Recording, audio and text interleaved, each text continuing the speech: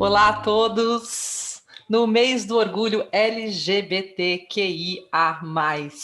queremos celebrar e valorizar a diversidade. É essa diversidade que nos torna uma sociedade plural e multicultural, graças à contribuição de diversos setores da sociedade, que cada um, ao seu modo, contribuem com a construção da nossa identidade.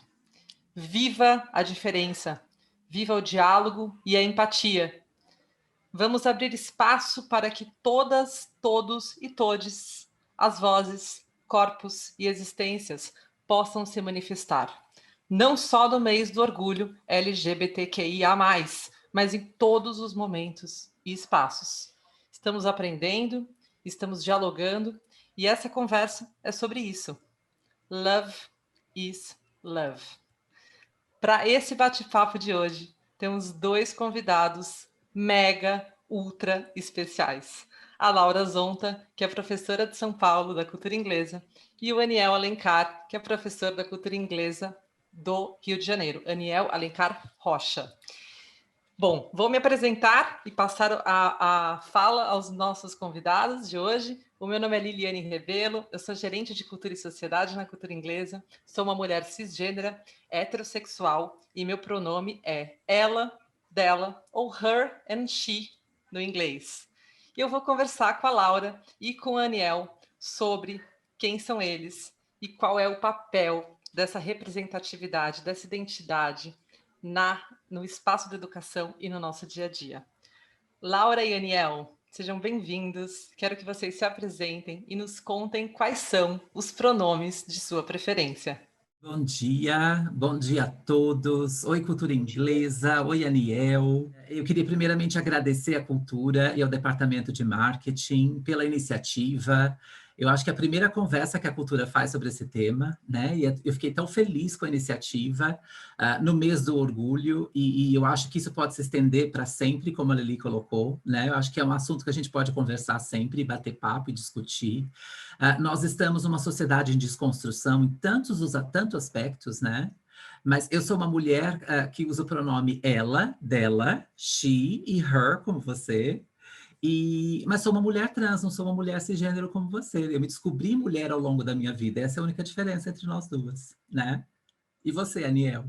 Eu sou Aniel Rocha e eu gostaria também de agradecer, né, a oportunidade, agradecer o espaço e reiterar aqui que o mês de junho, né, principalmente a data 28 de junho, é uma data muito importante e emblemática para todos nós, LGBTQIA+, mas como a Laura acabou de falar e como a Lili também falou, essa conversa tem que ser estendida sempre. É um assunto que sempre tem que estar em voga, porque o preconceito e até a violência, ela acontece durante o ano todo, inclusive na data de 28, inclusive no mês de junho. Então, agradecer aí pelo espaço e por essa iniciativa da cultura inglesa. Eu também me descobri um homem trans durante a minha vida. Eu tenho 33 anos e eu comecei a me compreender com 28 anos de idade, então nunca é tarde.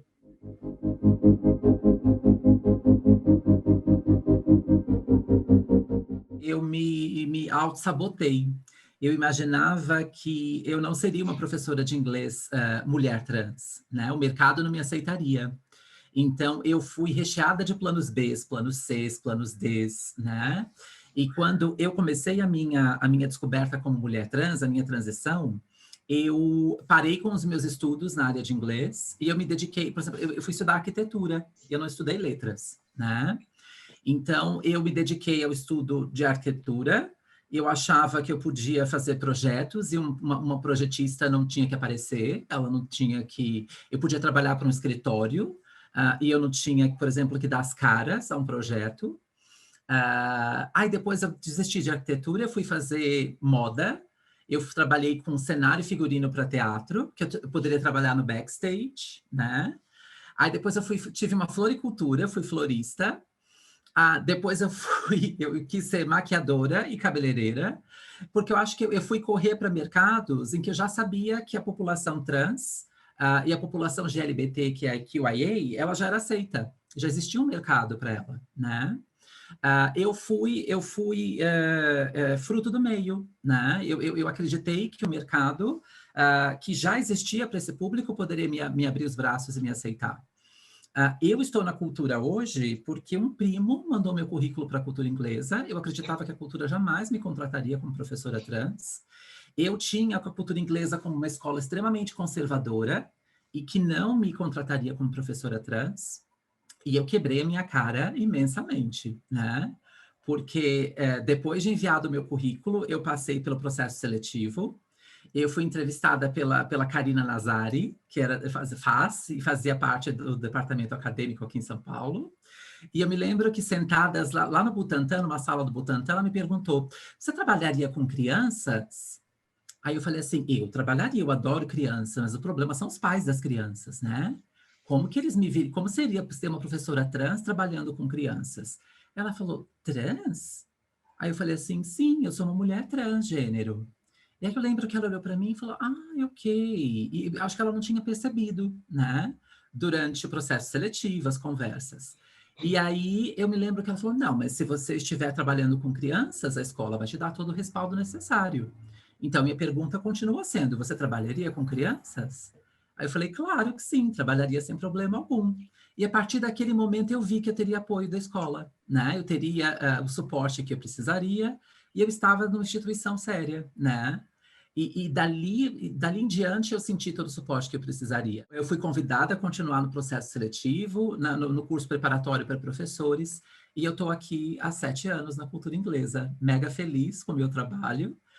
Aí, a partir dali, eu voltei a estudar, né? Aí eu me dediquei aos estudos eu fiz meu CELTA, eu corro atrás de formação até hoje, porque nós, professores, sabemos que nós nunca estamos preparados, nunca sabemos tudo, né? Então, eu senti que a cultura, ela me abriu os olhos e ela me fez sentir que eu sou uma professora de inglês, sim. Às vezes é essa decisão que muda a configuração da nossa sociedade e abre esses espaços de desconstrução das nossas fobias e dos nossos preconceitos. É engraçado que eu estava aqui pensando nos meus tempos, né, na minha linha do tempo, e eu falo inglês há muito mais tempo do que eu falo sobre a minha experiência trans. E eu me identifico como professor de inglês também há mais tempo do que eu me compreendo enquanto homem trans. Eu entrei na cultura inglesa em 2015, né, como ainda não me identificando, ainda não tendo essa compreensão de que eu sou um homem trans.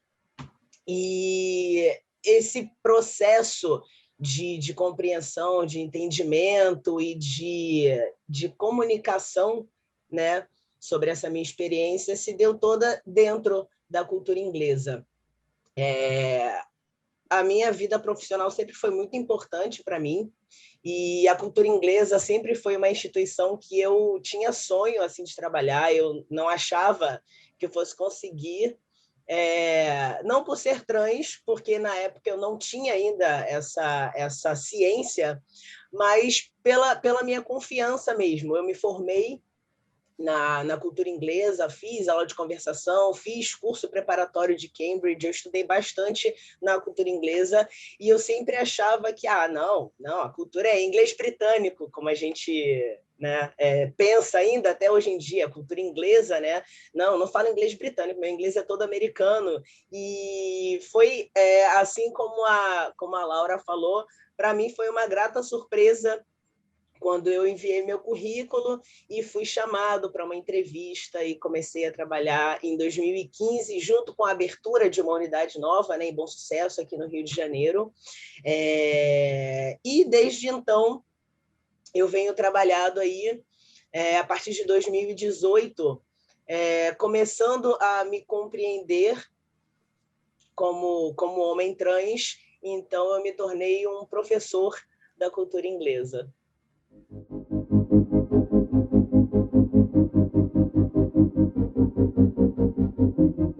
eu sinto que é até um trabalho, eu acredito que a minha existência como pessoa trans, se eu consigo levar algo de bom para a sociedade hoje em dia, é justamente essa luta, né? Quando eu penso em fazer uma live, ou quando eu penso em, por exemplo, fazer uma palestra, ou conseguir conversar com pessoas sobre a minha história, eu acho que é essa mensagem que eu tenho que passar para pessoas. De uma pessoa trans que deu certo, sabe? De uma pessoa trans que não foi expulsa de casa, de uma pessoa trans que teve apoio da família, de uma pessoa trans que não teve que recorrer ao sexo como dinheiro rápido, que não teve que se tornar cabeleireira, maquiadora, né? E não há nada de mal com essas profissões, eu só acho que elas não podem ser mais as únicas, né? Nós temos que ampliar esse leque, nós temos que ter pessoas trans na engenharia, na arquitetura, nas artes, nós temos que ter pessoas trans nos hospitais, sendo médicas, sendo astronautas, sendo o que elas querem ser, né? Então, o inglês é essencial, a educação é essencial. Nós temos que abrir portas através da educação, em todas as áreas, para pessoas trans e não trans. O que limita, se pessoas trans não têm oportunidade hoje no nosso país, é porque elas não têm acesso à educação. Elas são expulsas de casas muito cedo, muito novas, elas têm que recorrer ao dinheiro rápido, e muitas vezes é através da prostituição, infelizmente. Elas são expostas à violência, ao mundo das drogas, e infelizmente não conseguem se educar, não conseguem ter uma história diferente, que não seja a da morte, né? Muito cedo. A expectativa de vida de uma pessoa trans no nosso país hoje é de 35 anos. Então eu posso dizer que eu sobrevivo há 10 anos. Eu sou uma sobrevivente há 10 anos, né? Eu acredito que o Aniel também. Há quanto tempo você tá sobrevivendo, Aniel? Então, é uma história triste, porque você percebe que você é uma pessoa de sucesso, que deu certo no seu país. E se hoje eu converso com mais pessoas, se hoje eu estou aqui batendo papo com você, é porque eu acho que talvez professores, os nossos funcionários, nossos colaboradores, eles possam ouvir a minha história do Aniel e poder levar para casa, para os seus filhos, para os seus amigos, uma história diferente de vida, e que isso possa plantar uma semente dentro de casa, e que eles possam criar os seus filhos, os seus primos, os seus parentes de uma forma diferente, e que eles possam ter uma vida um pouquinho mais parecida com a minha, né? Que eu acho que é isso que pessoas trans precisam viver no nosso país hoje em dia.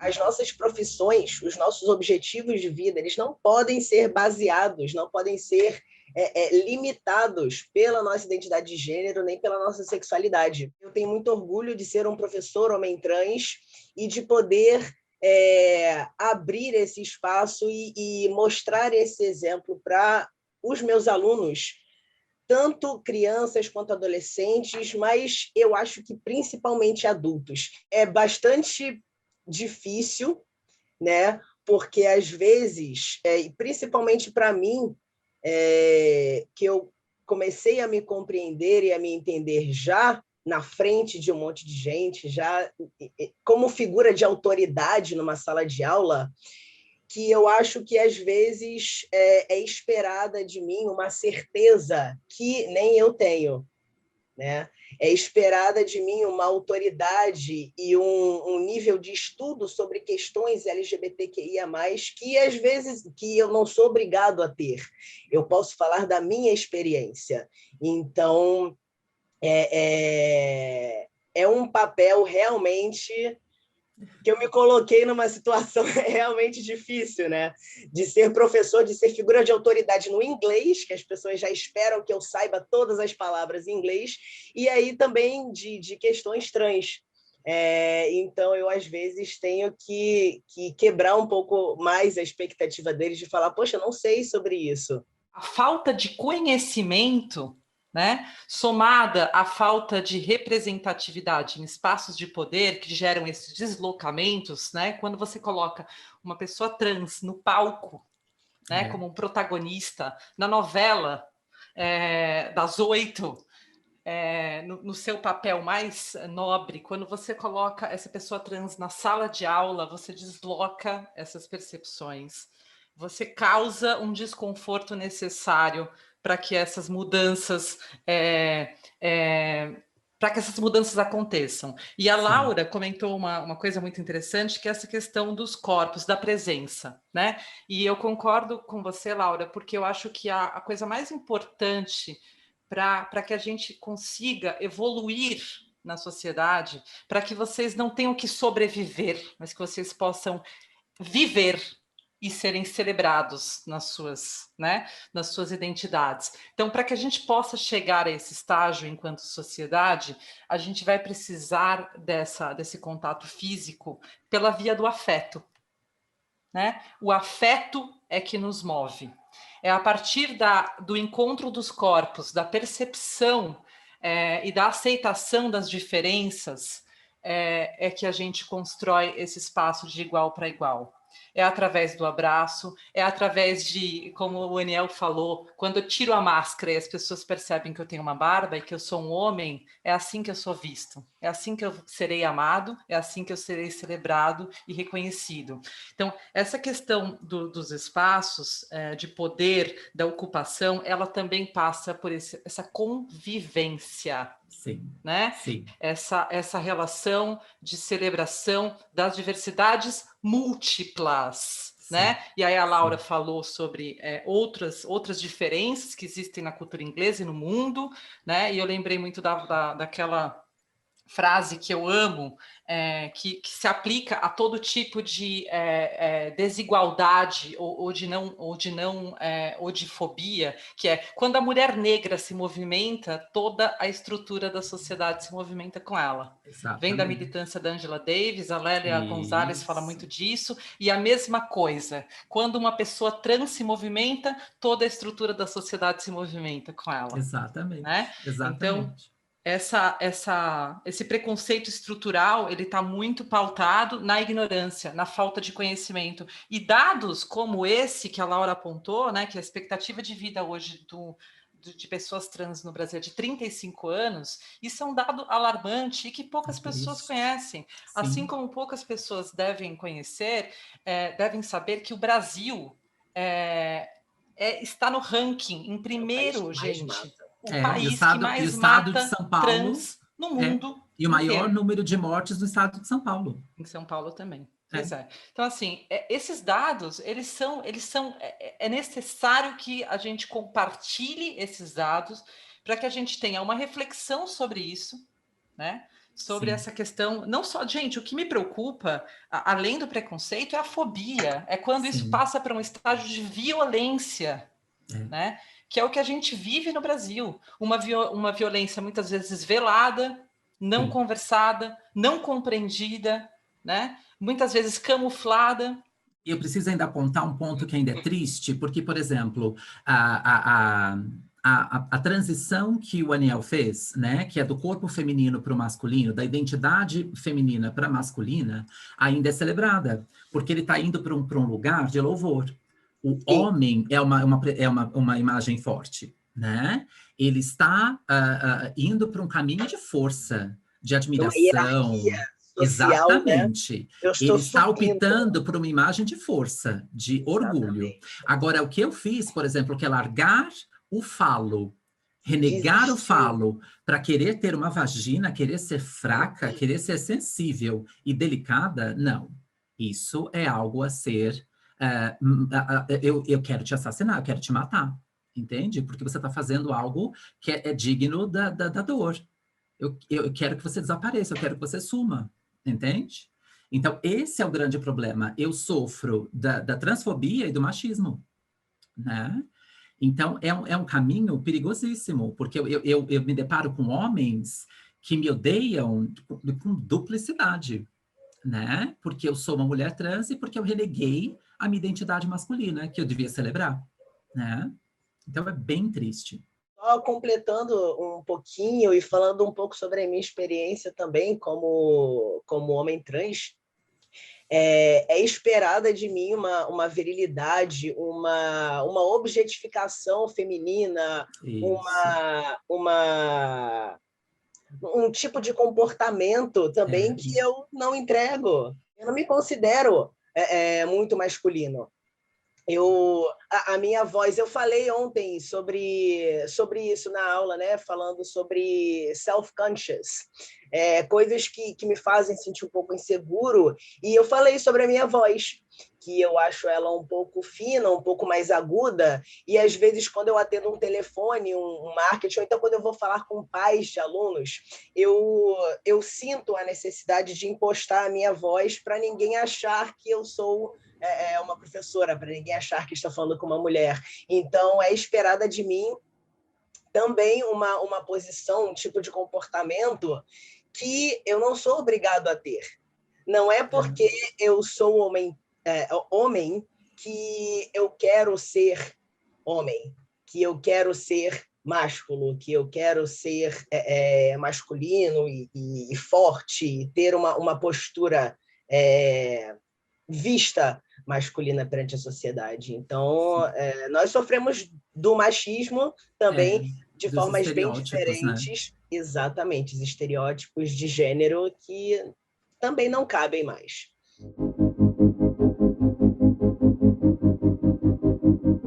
Viola Davis, atriz americana, né?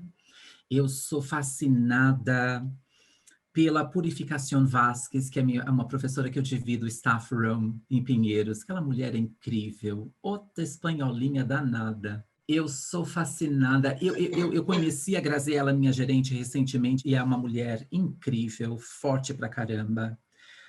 Eu sou incrivelmente fascinada por... Meu Deus! Michelle Obama. Eu acho que é uma mulher que me fascina, eu acho ela incrível. A história de vida dela, eu li a biografia dela, eu fiquei fascinada pela história de vida dela.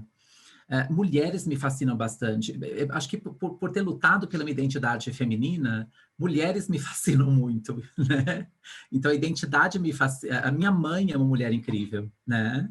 Eu me lembro quando eu disse que eu lutaria pela minha identidade feminina e que eu começaria a fazer um tratamento de adequação da minha identidade, a minha mãe, ela pensou, ela precisou de um tempo para poder, né, adquirir tudo aquilo, né, as coisas assentarem, decantar tudo bonitinho. Aí eu lembro que ela me chamou na sala um dia e disse assim, não deve ser fácil você olhar no espelho e não conseguir ver quem você é. E a partir daquele momento, eu falei, meu Deus, que mulher é essa, né? Ela vai perder um filho e ela vai ver uma filha nascer. Isso não deve ser fácil para uma mãe, né? E você tem que se colocar nos sapatos de uma outra pessoa, né? Fit someone's shoes.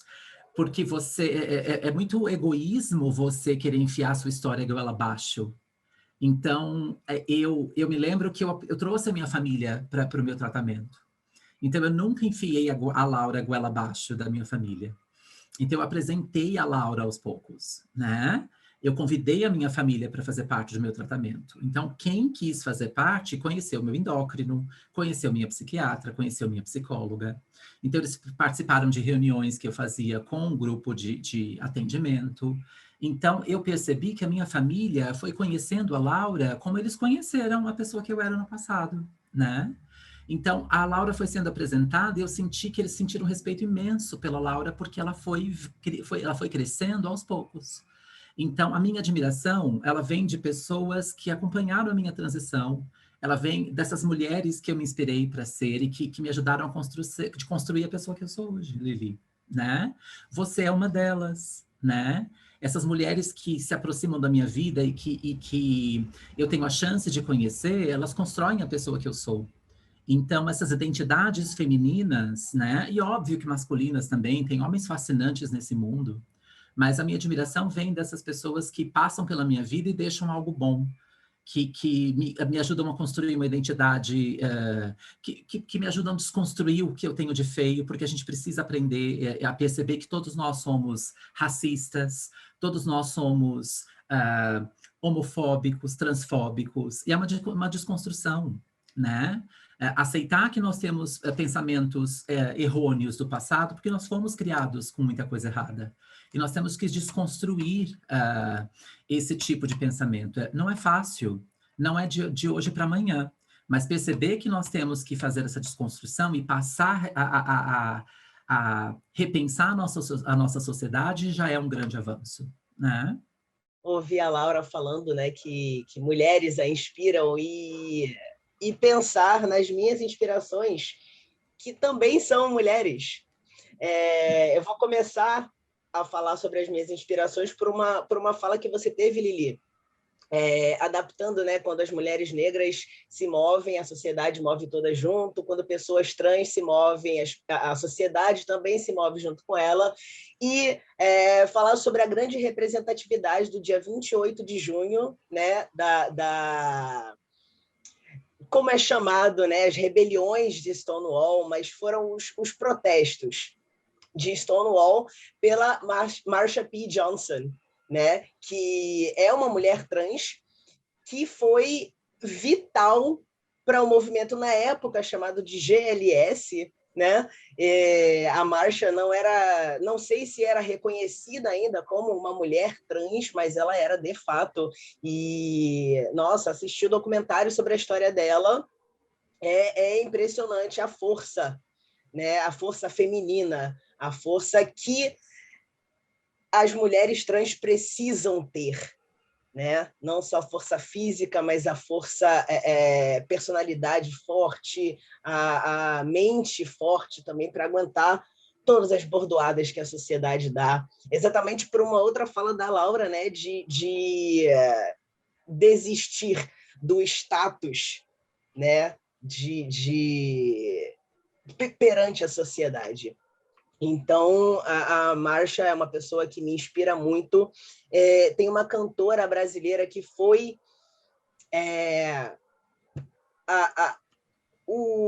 basicamente o start assim, da minha exploração da minha identidade de gênero, que é a Linda Quebrada. Não sei se vocês conhecem, mas eu amo. Eu tive a oportunidade de conhecê-la, ainda não me identificava, ainda estava explorando a minha identidade, foi em 2017, e, nossa, que experiência maravilhosa.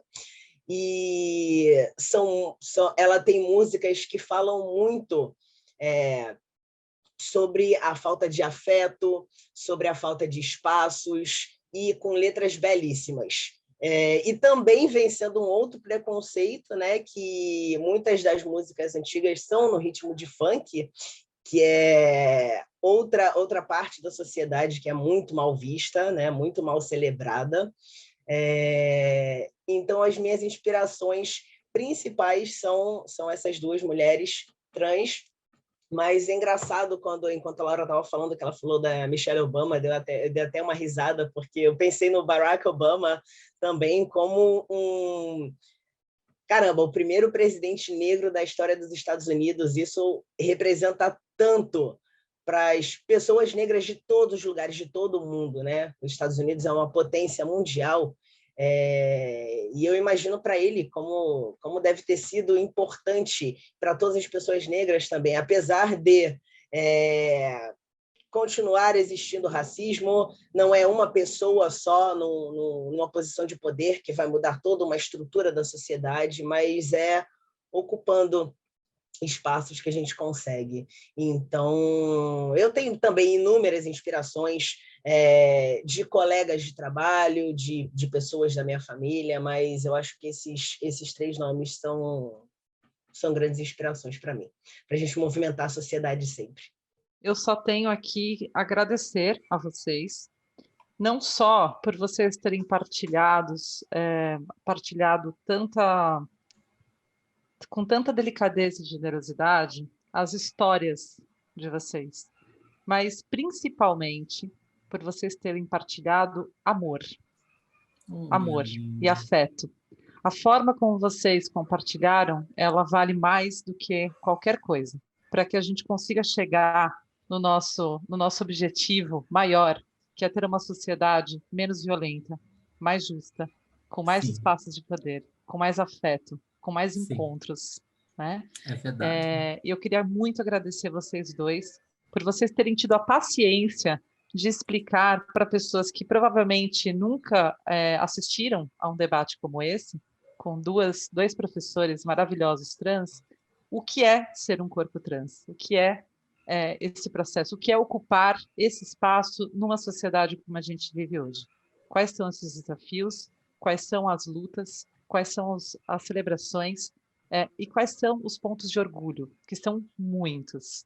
Nós, da Cultura Inglesa, em nome de toda a equipe da Cultura Inglesa, em nome de toda a comunidade LGBTQIA+, eu queria agradecer e dar um abraço e um beijo gigantesco em cada um de vocês por essa nossa conversa tão inspiradora.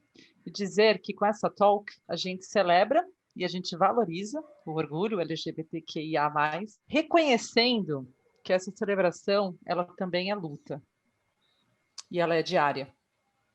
Para que a gente possa mudar esse dado tão ruim, tão triste, que é de ter pessoas trans com expectativa de vida de 35 anos no Brasil. Muito obrigada a todos.